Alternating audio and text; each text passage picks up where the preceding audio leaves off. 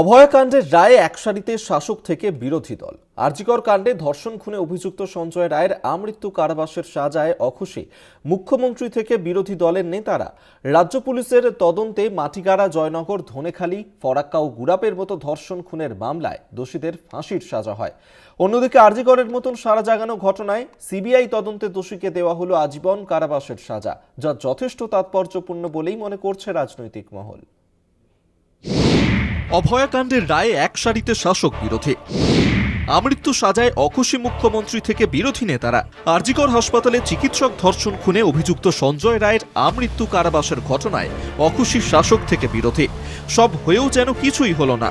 ধর্ষণ খুনের মতো বর্বরোচিত ঘটনায় মৃত্যুদণ্ডের মতো সর্বোচ্চ সাজাই আশা করেছিলেন মুখ্যমন্ত্রী থেকে অন্যান্য রাজনৈতিক ব্যক্তিত্বরা। জয়নগর, ফরাক্কা ও গুড়াপের মতো ধর্ষণ খুনের মামলায় প্রায় ৫৫ থেকে ৬০ দিনের মধ্যে ফাঁসির সাজা ঘোষণা করা হয়। ১৬৪ দিনের মাথায় আরজিকর কাণ্ডে আজীবন কারাবাসের সাজা ঘোষণা কোথাও যেন সম্পূর্ণ নয় বলেই মনে করছে রাজ্যের রাজনৈতিক দলগুলি। আমার রিঅ্যাকশন ইজ ভেরি ক্লিয়ার। আমরা প্রথম দিন থেকেই ফাঁসির দাবি করে এসেছিলাম এবং আজকেও আমরা সেই দাবিতে অটুট আছি। কিন্তু আদালতের রায় ন্যাচারালি এখন সবাই মিলে কি বলবেন আমি জানি না, বাট আমার কথা আমি বলতে পারি বা আমার দলের বক্তব্য যেটা হচ্ছে, আমরা 3টে কেসে আপনারা দেখেছেন ৫৪ দিন থেকে ৬০ দিনের মধ্যে আমরা ফাঁসি অর্ডার করিয়ে দিয়েছি।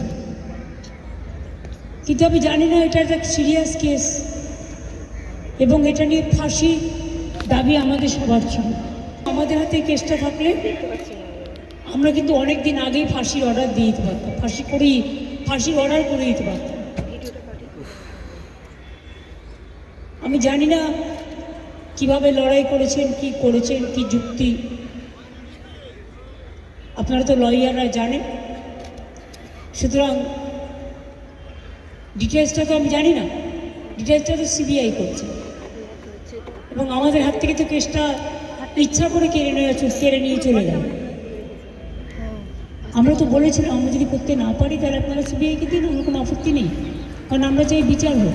সঞ্জয়ের আমৃত্যু কারাবাসের সাজা কোথাও যেন একটা অতৃপ্তি সৃষ্টি করেছে বলেই মনে করেন কংগ্রেস নেতা অধীর চৌধুরী। সবই হলো কিন্তু অতৃপ্তি, যেন অসন্তুষ্টি আমার নিজের ব্যক্তিগতভাবে তার থেকে বার হতে পারছি না। আমার মনে হচ্ছে যেন যেটা আমরা আশা করেছিলাম সেটা ঠিক হলো না।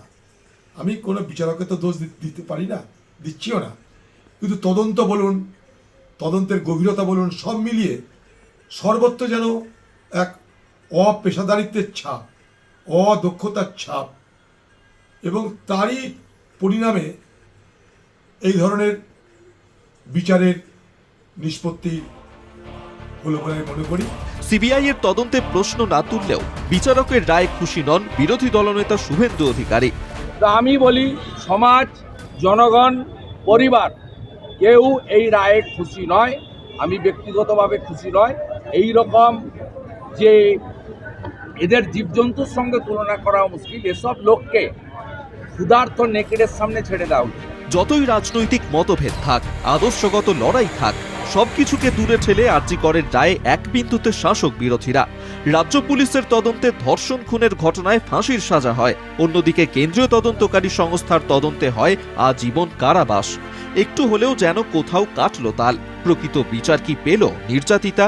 উঠছে প্রশ্ন। কলকাতা টিভি।